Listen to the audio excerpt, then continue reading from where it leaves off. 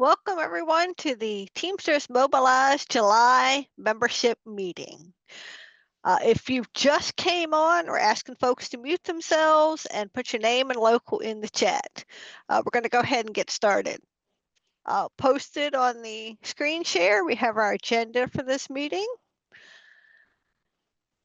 Up on the screen, we have a couple ways on the screen share. We have a couple ways to get involved with Teamsters Mobilize.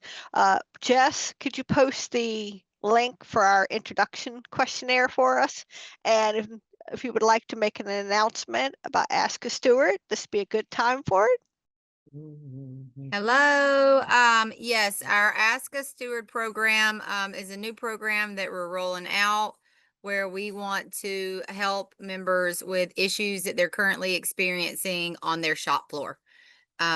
We can throw out like scenarios that we all often deal with, but we really want to have guests come on, share their issues, and us work through them together, whether that's an issue on your shop floor or maybe an issue that you're having within your union. Maybe you have outstanding grievances. Your union isn't representing you as they should. Any kind of issue that you might be having, we would love to hear from you. And there is, I will link that form. There is a form on our website. You can go on, you can fill that out, throw in your supplement just so that we make sure that we go over any supplemental language that may be specific to you. And yeah, you do not have to come on the show. And if you want to come on the show, you do not have to come on camera if you would prefer to remain anonymous. But we really do want member participation with this program. I think that's going to be really key to this being a successful program. So if you have issues, please come share them. Please share this link with people on your shop floor. We would love to help you guys work through these issues. Yep. We are currently we're most active on WhatsApp. If you fill out that link for the introduction questionnaire, we'll get you added to our WhatsApp chat. This here is your host, the Teamsters Mobilize Steering Committee, which all of us are on here if you need to reach out and talk to any of us. Next slide. We are always looking for folks to help join the steering committee and help us with the workload. Hang on, I'm letting somebody else in. We are tentatively planning to attend TDU this year as Teamsters Mobilize. A group of us will be going. This is the date for the meeting where we will be discussing strategy and tactics. We hope you will join us. There will be a Zoom link later. Right, Umberto, are you on? I'm Umberto. I'm a package car driver out of Local 63, and I'm here to kind of speak about the blog that we wrote to call out the attacks that we're facing from the ruling class, and the silence that we're getting from our leadership. Um, this year so far, we've witnessed the mass firings of federal union workers, and and it seems that it's inspired big business to kind of follow suit with closing buildings, cutting jobs through automation and AI, and diverting our work elsewhere. These aren't just business moves; they're deliberate attacks on the working class. UPS is making record profits year after year, and yet they still manufacture reasons for shutting down buildings and laying off workers without severance, continued benefits, or travel stipends for those needing to follow work. Meanwhile, our work is being handed off to gig workers and contractors without a fight. Our leaders aren't speaking up, so we must. We are the Teamsters, and it's up to us to set an example for the working class. If we want respect, security, and justice, we have to stand up and demand it together. Um, we need stronger language in our contracts and better protections for our future. Now is the time to mobilize, um, especially uh, with Teamsters Mobilize being um, mainly part-timers.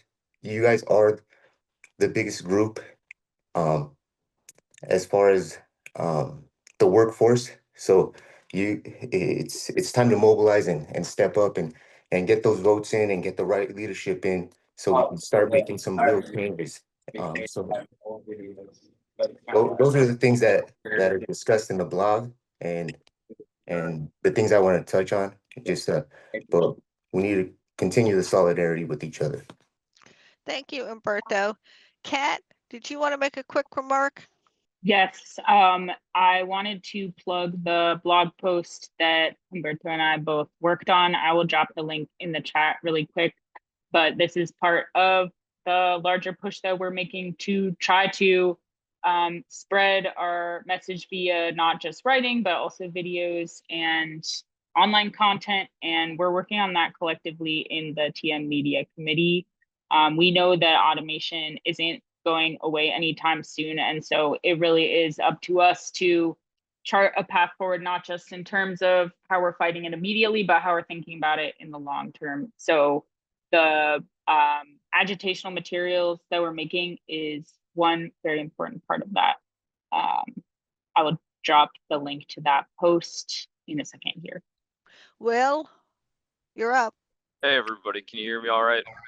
So UPS's strategy, we all sort of saw the writing on the wall during the contract campaign, or at least us who were involved in the Vote No campaign, right? When we saw the technology language that O'Brien and you know his leadership team were trying to get into place, we saw that there was little, if not, you know, there was no mention of the buildings. It was platooning, it was drones, it was, you know, driverless vehicles.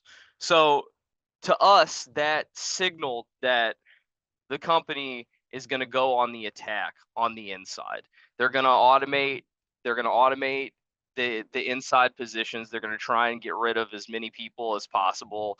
In my local, we have had small sorts be automated and jobs lost and buildings closed and sent to automated buildings. And this is a strategy of the ruling class, of the owning class. This is just like offshoring, right? This is a way that they're going to try and break organized labor, break the working class.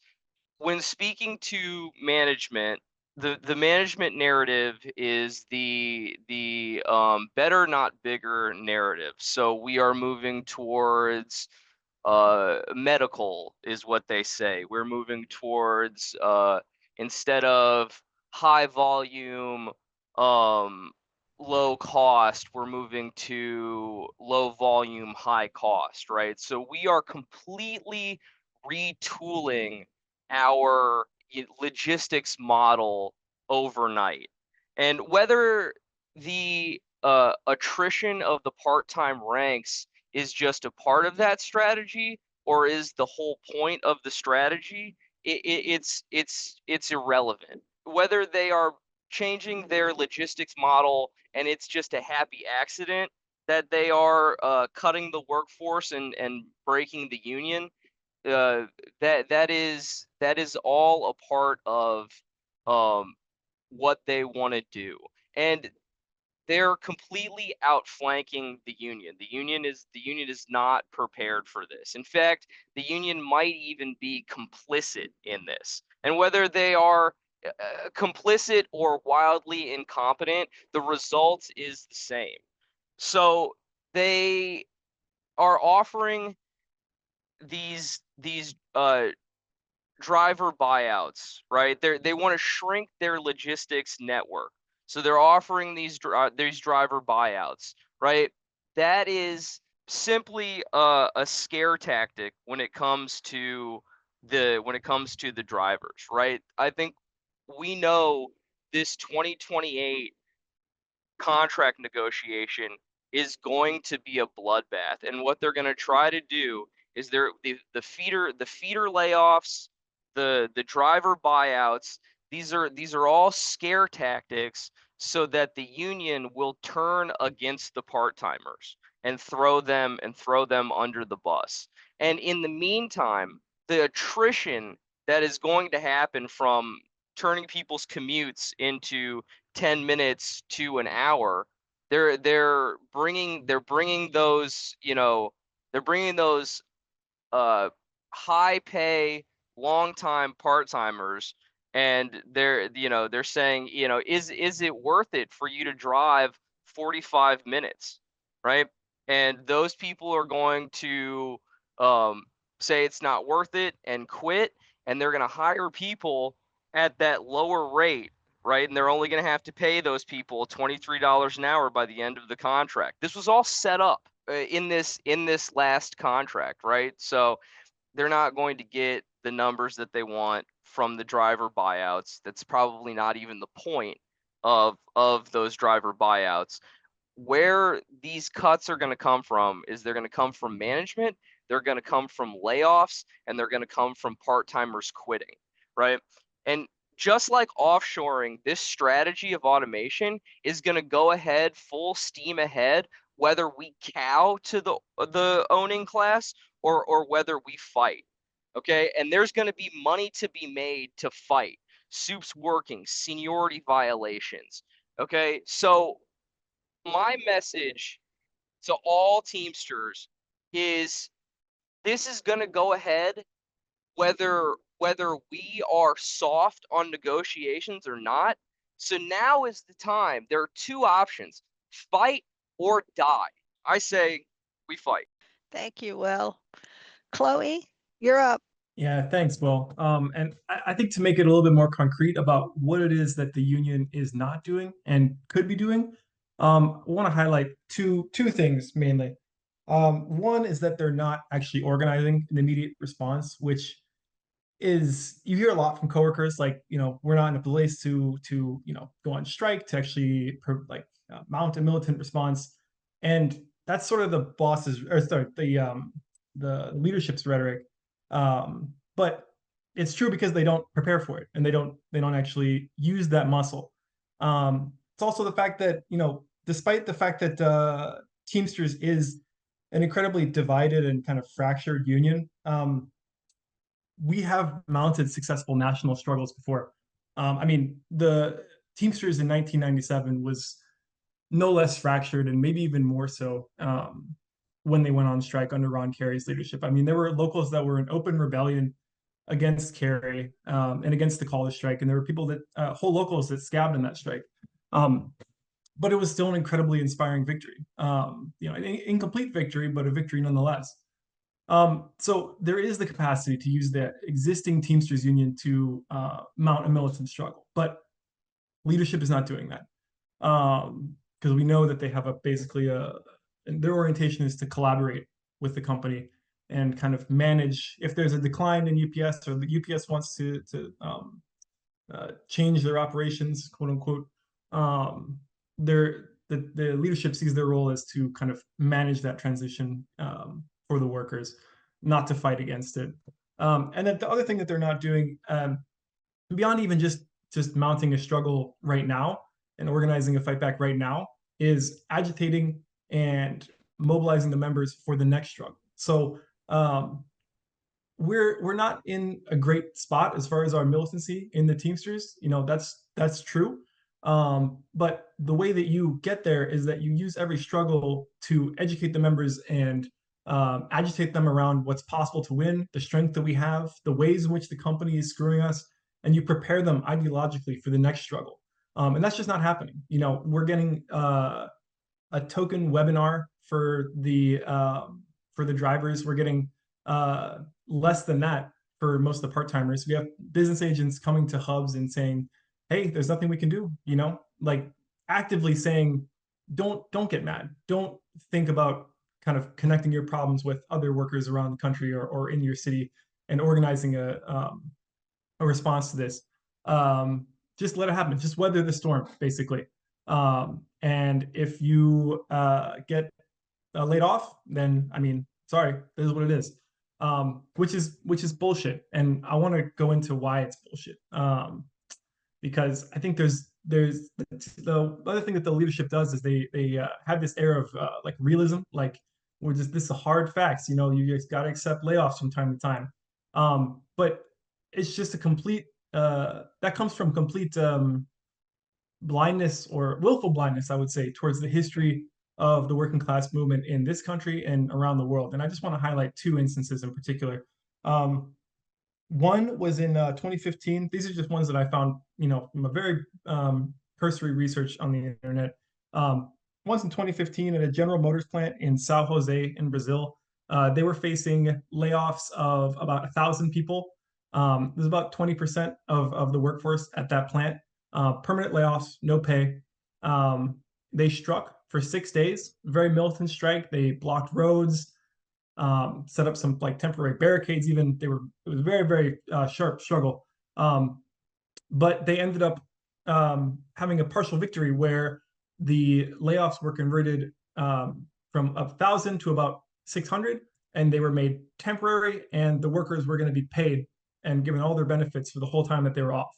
So not a single worker lost any income. So they went from 20% of the workforce being basically out on the street to the company having to pay for the workforce the entire time that they were off, and having guarantees when they come back against further layoffs, and really dramatically changing the situation. But that comes from a history of struggle, right? The Brazilian workers had situations where they were forced to accept layoffs because they weren't prepared. But through agitation and laying the ideological groundwork among the broad workforce, they were able to build up and prepare for the sort of struggle where they could turn the tide against the company, and they eventually did. And then the other one I want to highlight was in 2021, Frontier Communications, their workers in California, they have a contract with the Communication Workers of America. They went on strike in 2021 to defend the no layoff clause in their contract. That's a clause that's been in their contract for years. And that struggle is ongoing, but I do want to highlight they were willing to strike over that. And with that clause in their contract and the strike power to back it, there were no layoffs in the entire state of California for over a decade. Meanwhile, throughout the whole country, Frontier Communications laid off thousands of workers. But because there was that the strong language and the militancy to back it up in California, there were zero layoffs for Frontier Communications workers in that bargaining unit. So this is just kind of a hint. It really scratches the surface about what's possible. And not in the distant past, although that's also important, to know our history and know the struggles of the 20 tailing behind. They're in the rear. They're holding us back in service of the company. And so I want to pivot then to the Teamsters Mobilized Demands. I think we have a next slide for that. So this is the platform that we've proposed for the Teamsters General Presidency election. This is the stuff that we want to see implemented as a minimum, to be adopted by the leadership and kind of chart a path forward for the union. And there's two things I want to highlight right now, which is one, the right to bargain on automation. This is something that's been achieved in contracts like the Longshoremen's contract on the East Coast, ILA. They have the right to bargain for every single new piece of equipment that could potentially automate a job. And then second would be the removal of the no strike clauses. This is a huge shackle that we've put around our neck. Almost every single contract in the entire Teamsters Union has an explicit waiving of our right to strike in the contract. And this is supposed to be our leverage, but really it gives away all of our leverage. Those are two key points that we do want to agitate around, and we want to spread in our locals. We want to see if that we'd be willing to, our locals would be willing to pass resolutions endorsing these things, whether our coworkers would be willing to, talk to their coworkers about these demands. But really, these are not silver bullets. These are not, even if we were to eliminate these, the no strike clauses, if we were to gain the right to bargain, that doesn't solve our problems. It just eliminates legal barriers to actually fighting back and using the power that we have as wage workers to force the company to give concessions and to improve our conditions. So while we do want to agitate around these things, we do want to make these an issue in our locals. That's also more than anything a way of making contact with people who are thinking the same way that we are, who see class collaboration as an issue within the union, and who are willing to unite around opposing it. And so laying that groundwork building that understanding among the broad membership, that's really what's going to lay the groundwork for real struggle. It's not like, simple formal things. There's no quick fix. It really is like a militant, conscious membership that will carry us through and allow us to play the part in the overall working class movement that we really should, as one of the largest unions in the country. And we can start doing that right now. We can start building that brick by brick right now. So that's all I had on that. I do want to encourage people to share the program at your locals, pass it around. You can print it out, I believe, on the website. We're doing that in our locals in in New York City, in the Bay, in Virginia, in Miami. We'd encourage people to do that as well. We're a fraction of the membership in the union, but these speak to things that affect us all. Thank you, Chloe. I will take a moment for those who are new to Teamsters Mobilize that are just to build on what Chloe was talking about. When we talk about the 30-hour work week and ending the UPS part-time job classification, we feel AI and automation are here to stay, but we feel like that the workers should benefit from this also, not just the shareholders. Workers should be able to have free time and a quality of life that shareholders have. So just a quick note for those who are new to Teamsters Mobilize and don't quite know where we're coming from with the 30-hour work week there that's posted. We are about to move into our open discussion. We have quite a few Teamster Mobilize folks who have experienced automation, and I'm sure they'll be happy to talk about their experiences and answer questions. Try to keep your comments around 3 minutes or so many people have the opportunity to speak. If you go look under reactions, you'll see the raised hand feature. So raise your hand. If you can't get it to work, physically raise your hand and one of us will reach out to you. Dennis, I see you. You're up. Thank you. I wrote down a bunch of stuff I could talk about. I'm going to pick one. Okay. Will touched on this a little bit with the automation business. He's absolutely right that you can't cave into threats of automation, because what the company wants is both low wages, small workforce, and automation. You're not going to forestall layoffs and stuff by accepting worse pay or benefits. The other thing I would say, though, is that a lot of technology, particularly AI, yes, there is some really cool stuff it can do, but there's a tremendous amount of hype around it as well. I think all of us know that the automation, the technology ain't all that a lot of times. We spend a lot of time working around the problems it creates, but they're going to use the threat of automation to try to get us to concede to things we might otherwise not concede. And as I say, it's not that there's nothing there, but it ain't all that, okay? A lot of the claims, and I see people in the union worrying about what are basically science fiction like scenarios, where they imagine there's going to be like literal androids loading package cars and stuff. We're nowhere near anything like that happening. So I think that we have to keep a little bit of perspective on that. That's what I had to say. Thank you. Thank you, Dennis. To back up what Dennis is talking about, they have rolled out AI for the package car drivers this week in our building, and it's chaos. Absolute chaos. Some drivers have no work. Some drivers are getting loaded down with extra work. Two, AI is incredibly expensive. I don't have the numbers in front of me, but we're talking billions of dollars. I'm curious to see if AI is going to become a thing for society, another tool like our smartphones, or they're going to run out of money first. And three, right now I'm hearing that managers are threatening middle managers with, if you don't start using AI, you're going to be fired. So yes, it's a threat it keeps people scared. Am I going to lose my job? Yeah. So Kat, go ahead.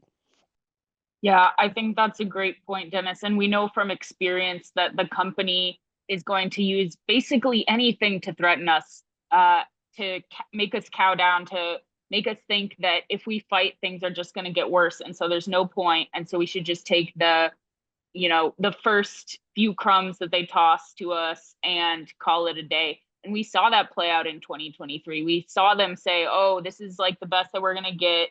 And it's the highest raise that part-timers have gotten in decades, pushing under the rug. That's because the union leadership has told us not to fight for that stuff in contracts prior.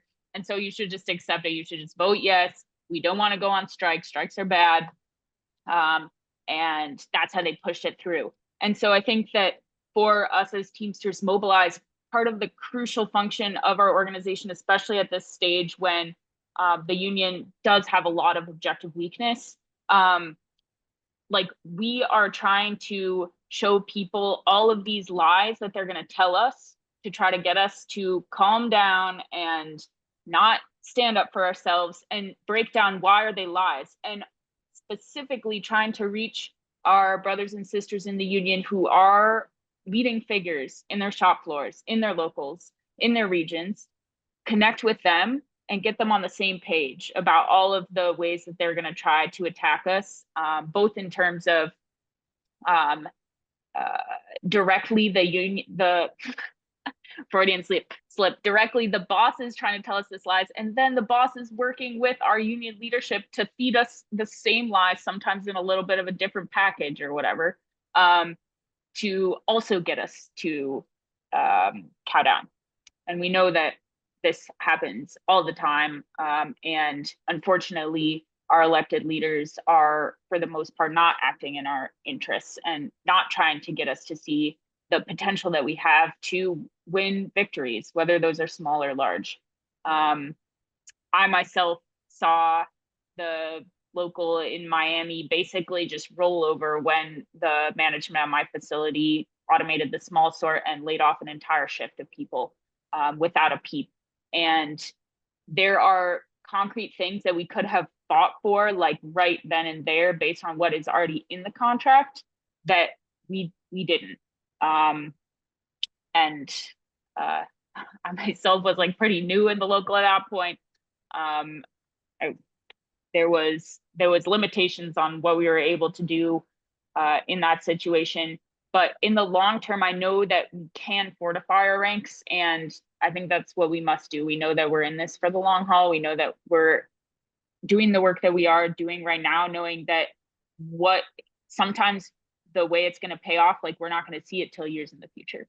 And that's the nature of the struggle that we're waging right now. So very excited to be in the game with all of you and to be charting a path forward for our union. Thank you, Kat. Joe, then Colleen. Hey, everybody. Can everybody hear me? Give me a little thumbs up if you can. Okay, great. Hey, just a couple of short points. One is that, the introduction of new technology at UPS or anywhere is not new. It's always been ongoing. Whether it's, introducing scanners to load and unload, trucks, or, if you're a driver, there's multiple ways that they've, been monitoring your work day, your speed, how your truck is loaded. I mean, this has been going on for a long time. The only reason I say that is that sometimes there's these moments when it seems like there's a big leap forward going on. And I think that's partly to do with the fact that it's combined with a number of things that UPS is also doing, which is closing down and automating older buildings while at the same time opening up newer buildings. I don't think they are shrinking their network. They're expanding their network, but they're doing it in different ways. I think the other thing is it's becoming a much more global corporation.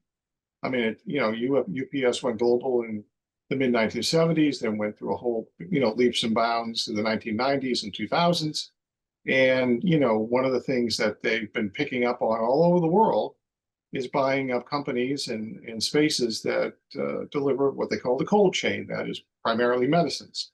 I mean, UPS is now a major player in all this around the world. I think Chloe was involved in trying to organize one of the cold chain operations in Chicago for a while there.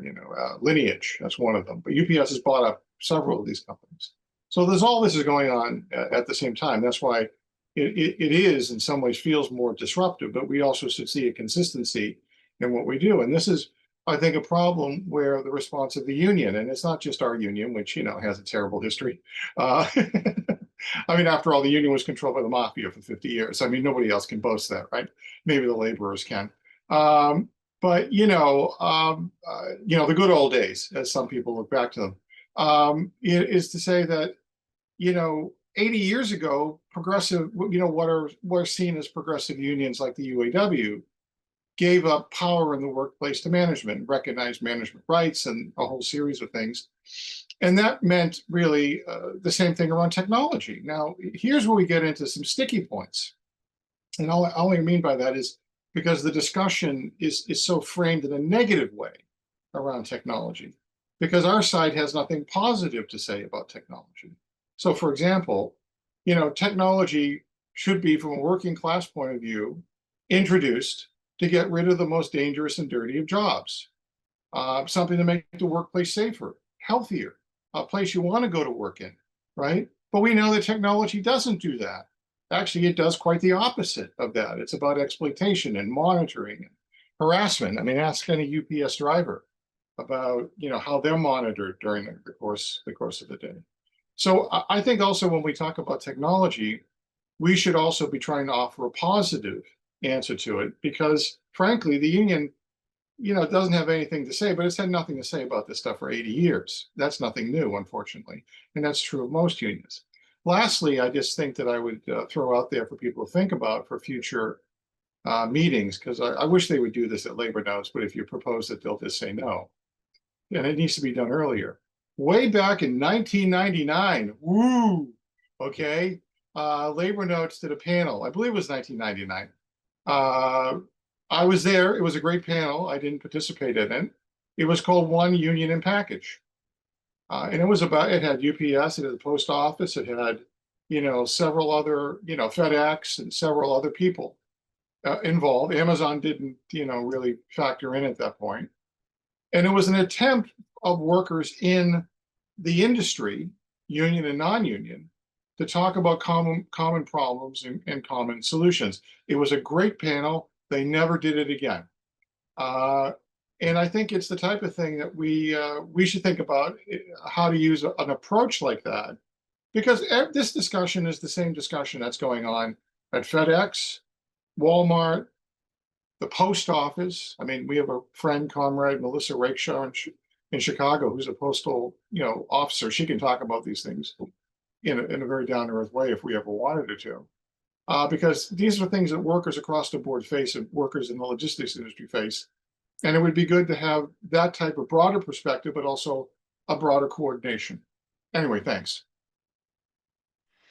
Thank you, Joe. Colleen, then Will. Hey, everybody. So some of us thought in the steering committee and on the TM media committee when we were planning this meeting, thought for those of us who have gone through closures and layoffs to share some of our experiences. So I wanted to speak just a little bit about what happened in Queens, in New York City. And then through sort of my anecdote, there became really clear to me why certain demands in our 2026 sheet are extremely important. So that's kind of the trajectory of what I'm about to say is, hopefully how it goes. But in Queens, we basically were told one day by one of our stewards at the time, just verbally as we were clocking in, hey, in June, our building's going to close. And this was in April. So in April, we're just verbally told by a steward, there's no formal notice or anything. And then it goes from that April all the way up to the very, very last shift we had on before June 24th or whatever, that we finally got a posting taped on the wall with the location of where we will all work. It still didn't even have a start time on it. And there was no proper meeting at all by the union at any point. And there were, though, at times, the drivers, there was a meeting particularly with drivers, and they had a document that showed exactly how many numbers of workers could potentially be laid off, where would they go, where will the work be directed to. So clearly someone had information that could have been given all along. And whether the primary driver in that is the boss who's trying to divide the workers, or it's the union, they both are obviously withholding certain information, particularly for like warehouse workers, both full-time and part-time warehouse workers. But the divide is clear between inside and outside. So again, here's, just hold on to that nugget of exactly why we're trying to abolish both the pay parity and the division between the workforce, because even in this scenario of a building closure, they're trying to sow division in between us by having one force know more information than the other, even to the point where one of my coworkers, who's a part-time inside worker, goes up on one of these meetings where they're talking to the drivers, and he's asking about if he can be relocated to a building that is closer to his home. And the union officials look straight in my coworker's face and says, "This meeting isn't for you." So speed forward in time a little bit, we're now down to that final day I'm talking about, the very, very last day from April to the end of June, where we finally get a shitty notice. Well, what happens before that is I did write up like a little 2-page sheet outlining the situation and how the union has portrayed us.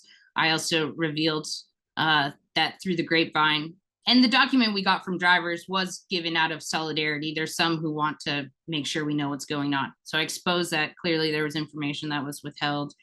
We haven't gotten, like up until that day, not even a single notice. And I also had passed out some Teamster Mobilized materials to my shop floor, which is only like about 49 people. But so I'm trying to, like, you know, get us all sort of percolating about the situation that's going on. And the union finally shows their face as we're clocking out on that like very last day before we all have to work at a new building, and we're not even sure if we're all going to get a position or not. The union comes and there's a barbecue, and the first thing our business agent or vice principal, sorry, not vice principal, he's the he's the vice president. So it happens to be that our new business agent at the new building we're going to is also the vice president of our local, Christopher Williamson. And before we're given any answers about if all of us are going to be able to work or not, he starts ridiculing all of us and retaliating against us for being late to work sometimes.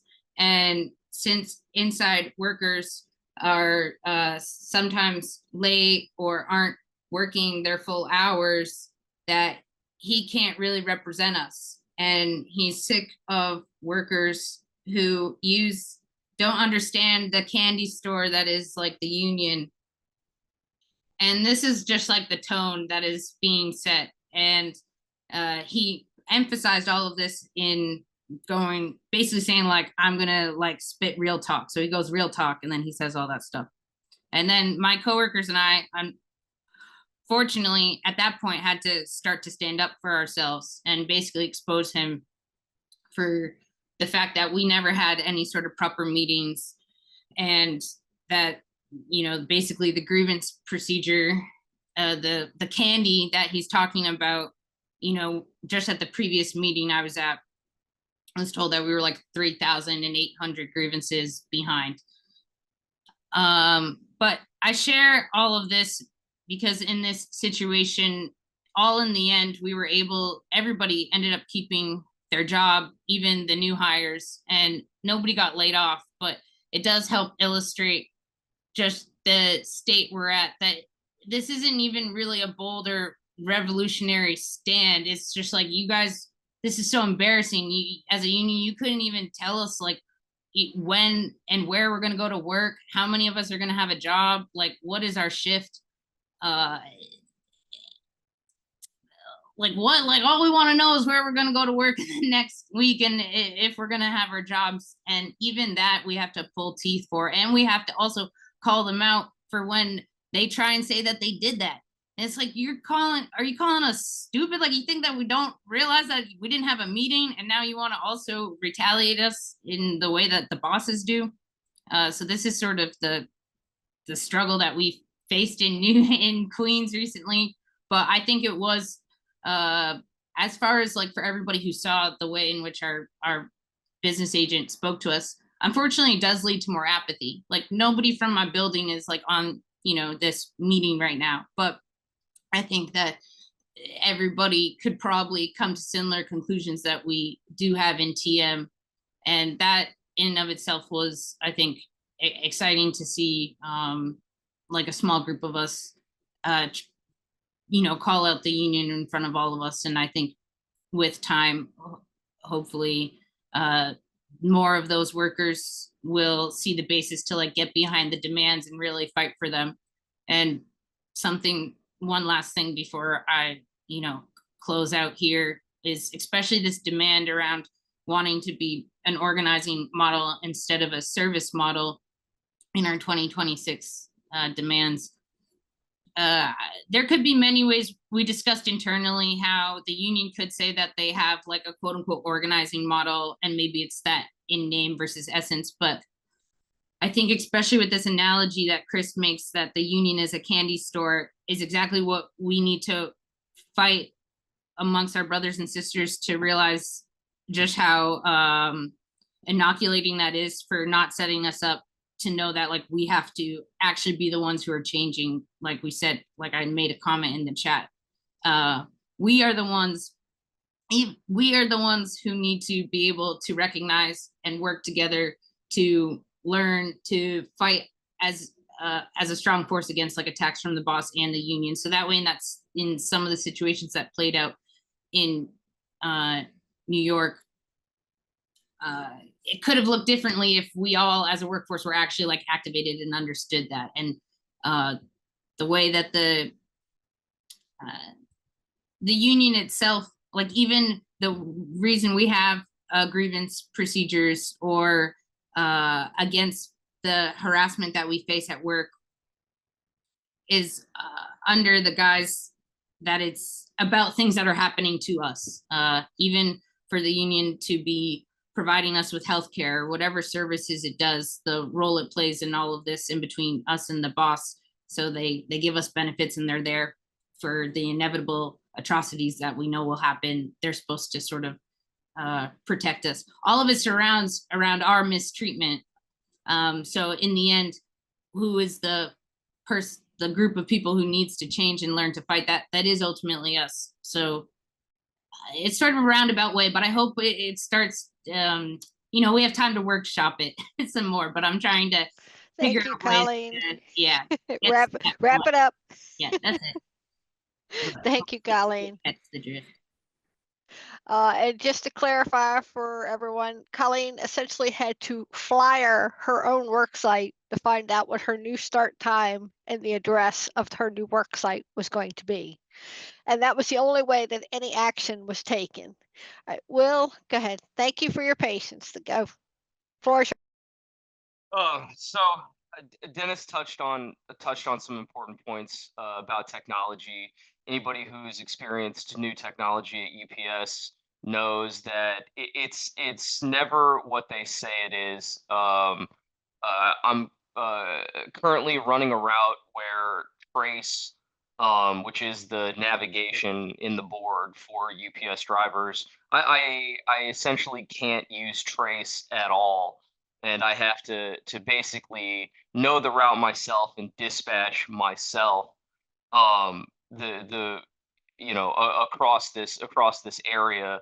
In our smart building, the automated machines, they put stickers on the label. I can't tell you how many stickers I have to peel off the label every day, the label that I need to scan. It sends packages to the wrong belt, right? But the thing about corporations is they will just automate have shitty technology and just let the service be shitty. They don't just because this isn't a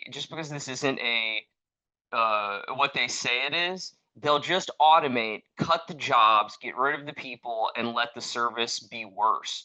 But there is an opportunity in that, right? So all of the packages that get sent to the wrong belts, somebody has to move those packages. As soon as you see a supervisor touch those packages, you need to be writing on that, right? One of the things I want to highlight for people is our union bureaucrats are a lot like the longtime UPS management people. They're just biding their time until they can get out, until they can retire, until they can move on to a law firm as a consultant, until they can start a different chapter of their lives. They're not looking to make waves or to fight for the workers or any of the, fake solidarity that they try and put forward. They're bureaucrats that are biding their time, living off of our dues, right? So any solutions that are going to come forward are going to come from the shop floor, right? And we need an organized shop floor if we are going to fight back, right? When you are in that automated building and something goes wrong, that is an opportunity for you to take it to management, right? Management is going to try and when my building got closed, people went from loading 2 trucks or 3 trucks, 3 low volume trucks, to loading 4 trucks or 5 trucks. The surveillance is so much worse. And I don't mean the surveillance as in they are, catching people doing anything that they shouldn't be. I mean, the company uses technology to surveil us, to squeeze every amount of work that they can out of us, right? But this is an opportunity to fight back too, right? The union says that they don't recognize production standards. We need to carry it like that, and we need to carry it like that as a rank and file, because we know that these union bureaucrats don't actually mean that, right? They do recognize the company's production standards, whether they admit it or not. But what I'm trying to get at is that these automated buildings, this technology, if we are willing to fight back, then we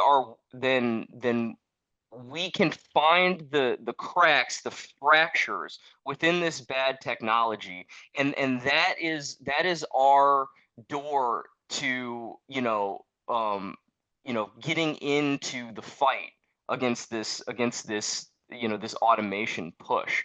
And the organization of the shop floor, especially at the part-time level, is exactly what we need to be doing to organize this vote no movement that we are going to need in 2028. Now is the time to organize the networks that will push for a vote no movement in 2028, because it's going to be a bloodbath, and we're going to be betrayed, no matter what, by our leadership, unless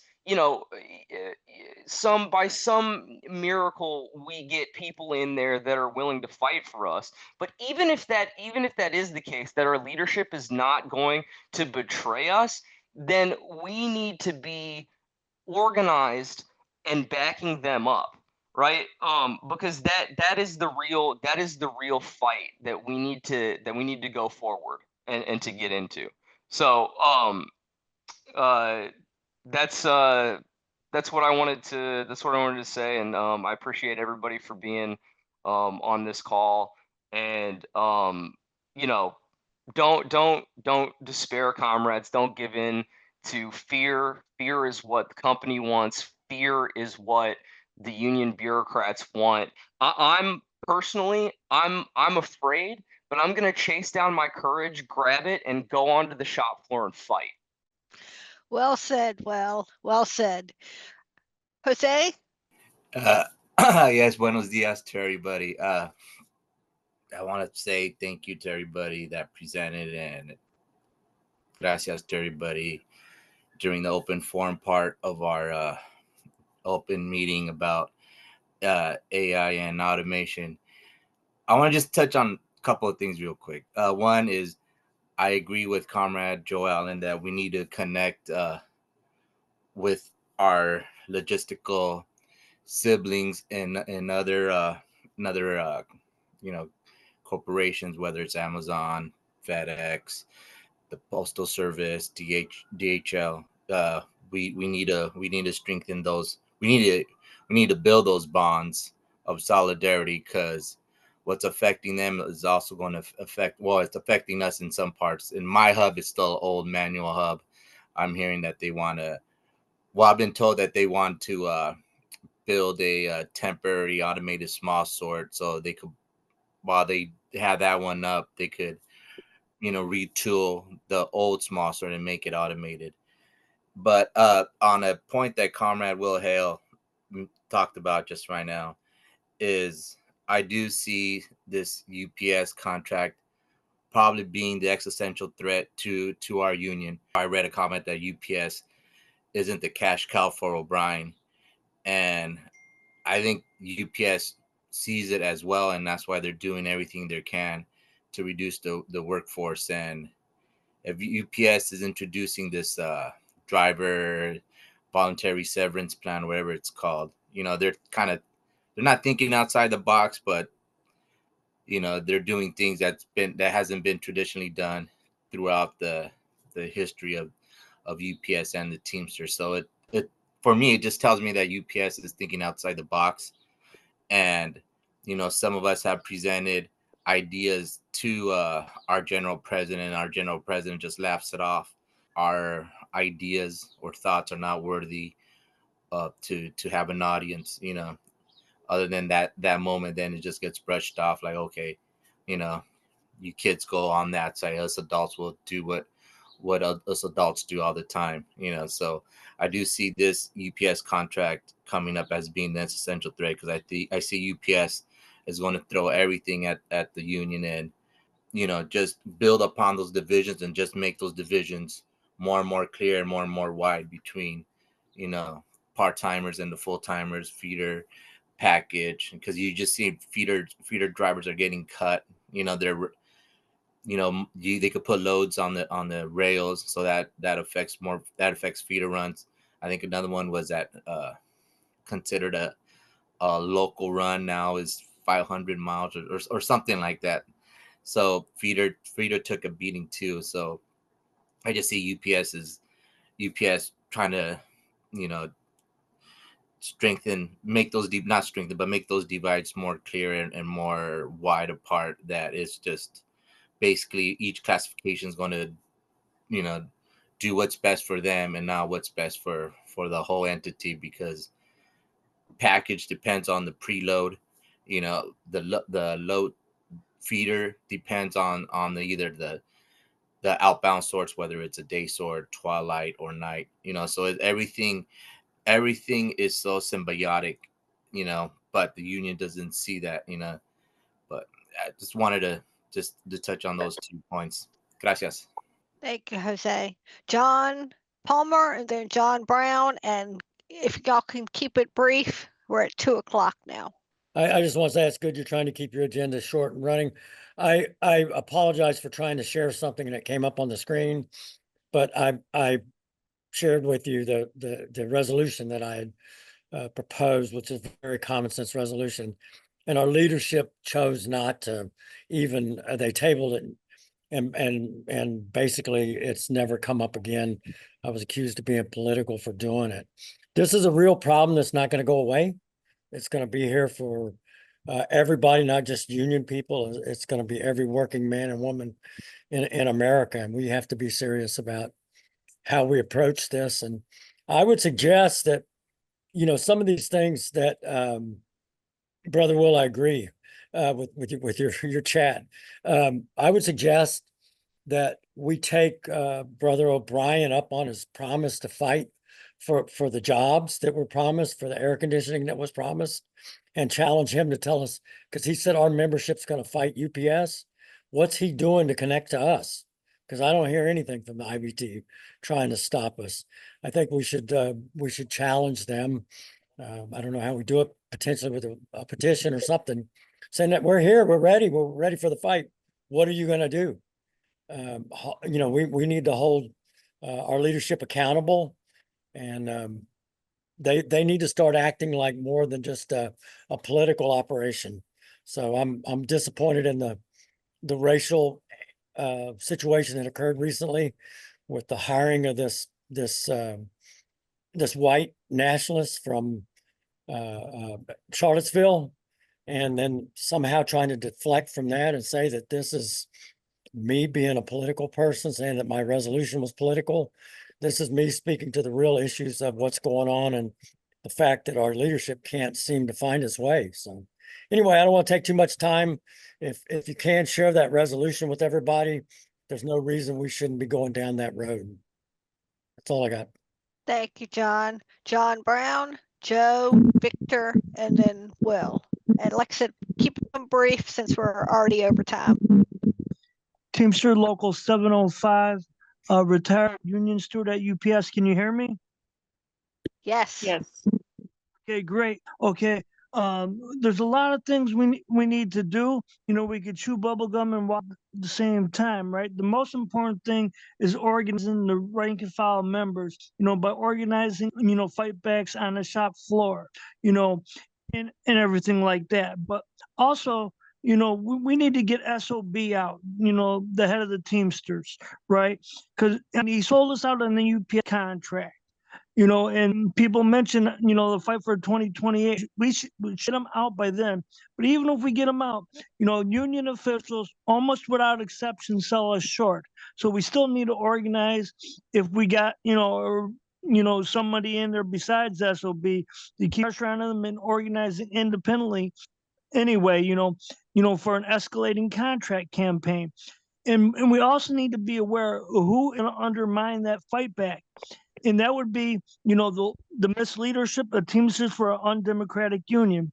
I mean, I haven't heard anything of them coming out against SOB. They just keep on doubling down. SOB sold out the workers at YRC, you know, as well as many other companies. UPS, my concern. I'm retired from UPS. You know that's the primary contradiction is capitalism. But we need to fight other isms. We also need to fight racism. I mean, he disproportionately fired people of color, had to pay out over $1 million, and then he hires white nationalists. I mean, one of our priorities this should be driving SOB from office. And we got to be aware who will undermine us, the misleadership of TDU. So, I mean, we can maybe pull some people off, that are in TDU and want to organize. But we really need to reach out to rank and file members who aren't active in the union because they're apathetic because of the sellout union officials. Thank you for your time. Some excellent points there, John. Thank you. Joe, Victor, and then Big Will. How you doing? It's a pleasure to be here with you folks here today. My name's Joe Wagner. I'm a member of the Amalgamated Transit Workers Union 1277 in Los Angeles. I want to point out, and in honor of Sacco and Vanzetti, I want to point out that Teamsters are much more productive now than in 1886. It's the obvious point. In 1886, and what began, the fight for the 8-hour day, and set off the struggle where we celebrate May Day around the world, workers decided they were going to, immigrant workers, Italian immigrants leading them, some places, the fight for the 8-hour day began in earnest. Now that we're so much more productive that you folks aren't being, hitched behind horses or, taking packages behind horses, but modern technology, we need to fight for a 30-hour work week or a sliding scale of wages and a sliding scale of hours when they introduce technology. New technologies or AI or, the tendency for capital to try to maximize their profits and beat their competitors through introducing technology exacerbates the contradictions within capitalism and leads to deeper crisis. And the workers can fight back by fighting for a shorter work week as they did back in 1886. That's the only real way to battle the existential threat. Sometimes it is automation, or workers' control of technology is another way to explain it. But ultimately, we need a shorter work day, a shorter work week to fight this. And the reason why I know about this is because of the Minneapolis Teamsters strike. The Trotskyists in Minneapolis made the Teamsters a powerhouse rather than a lily white craft union. Sure, some of you folks really know and appreciate the history of the Minneapolis Teamsters strike as I do. And I'm a big fan of James P. Cannon. Back before the SWP was a Zionist organization, they were a Bolshevik organization, Trotskyist organization. So that's my pitch. There needs to be a tendency, just like there was a tendency within the Teamsters in Minneapolis. There needs to be a class struggle tendency within all of our unions today. And said that I'm a supporter of the Internationalists and a proud member of my union, a dissident member of my union, as you folks are. I'll leave it there. Folks, have a nice day. Thank you, and here. Victor? Hi, everybody. Real good conversation. Local. My name is Rick Style, local 952. And yeah, I agree with everything everybody's saying, but also we need to start chopping away at some of these jobs that are non-union. Like, I know they're always saying that UPS needs to create more jobs. Well, how about we take some of these jobs in the centers? How about we take some of these jobs? Like, we have someone in our building that runs the belts, and she is non-union. How about we get some of these jobs that are non-union and start giving to some of these people laid off? Because I'm a laid off combo person, and I'm doing a job that a part-timer that was doing and was getting overtime. Only reason I was able to do that because I had to work for it. All I'm hearing from the union is that they can't tell the company how to do things. We can't tell them how to run stuff. I'm like, well, then fine. They're saying that they're losing money, that there's gonna be more layoffs, but they're buying companies. But they got Rhodey that's expanding, and that's gonna make it a lot harder the next time we do strike, because they're gonna have their company's gonna have these other little small companies, and they're still gonna be able to have that company rotating. They're still gonna be able to make that money. And it's going to make it so much harder. So we need to start chopping away and taking back some of these jobs that are already currently going on, but that are the company's jobs. So I think that, and I think we should have done that from the beginning. Like, we should have started having that. Would have been great if we would have had on-roads that were union. Wouldn't it be great that if we would have? I know my brother, my father-in-law, he was a supervisor at another company, but he was union. So if we could have had the opportunity to organize them, to get them to become a part of our union, eventually the whole company could have looked a lot different. So I know that that's in the past now, but maybe now we can start chopping away and taking some of these jobs that are currently existing, but are not ours. So thank you. Here, brother. Will? Good morning, comrades. Big Will, Teamsters Local 396, steering committee member for Teamsters Mobilize. Yeah, great comments by everybody. I just want to build off of everybody's comments and say that let's start planning to hit labor notes next year. Let's hit that conference hard. Let's take our demands over there. Let's build with other militant reform groups, and let's build the fighting labor movement that we want to see. That's my first comment. The second comment I have, and I'm going to try to make it brief within my 3 minutes. Is I have a lot of folks that work at Grande Vista on my route. And as you know, that building is a big building located in historic Boyle Heights, where a lot of Chicanos have lifted themselves up out of poverty, and it's closed down right now. And the folks that I speak to on my route right now, they're suffering from that closure. And one of them told me that it took them 20 minutes to get to work. Now it takes them an hour and a half to 2 hours to get to work to the Inland Empire. Completely beats them up. He tells me that he was promised a full-time job over there, a full-time shifter job that has not materialized. So he's just working whatever hours they give him, and just for that long commute, wasting all that gas, right? Like Will said, Will's points. And he basically feels he's like been just abandoned by local 396 and abandoned by local 63, that he has no home. And that's not right. We should not be treating union members like that at all. At all. The part-timers, we discard our part-timers to our own peril. They are the backbone of this union.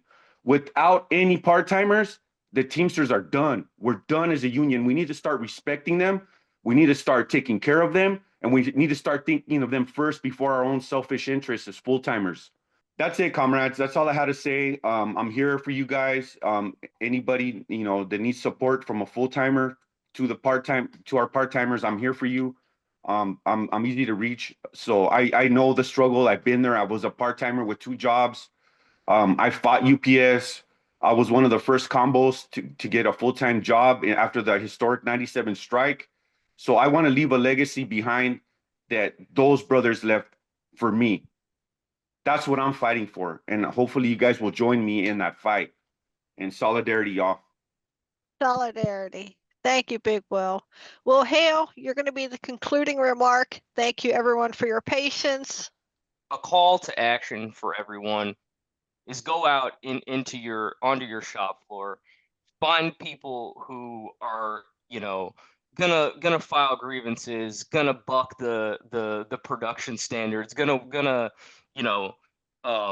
make the company work at a safe pace, gonna shut that belt off for egress issues. Find those people who are willing to fight and build those shop floor committees, even if it's one other person, 2 other people, 3 other people. There are people who are sick and tired at UPS. There are people who are fed up. There are rebels who are out there. Go find the rebels, and we turn rebels into revolutionaries with education. Thank you, Will. Thank you, everyone, for attending our July general membership meeting. We will see you in September in solidarity. Solidarity, everyone. Everyone, all power to the people.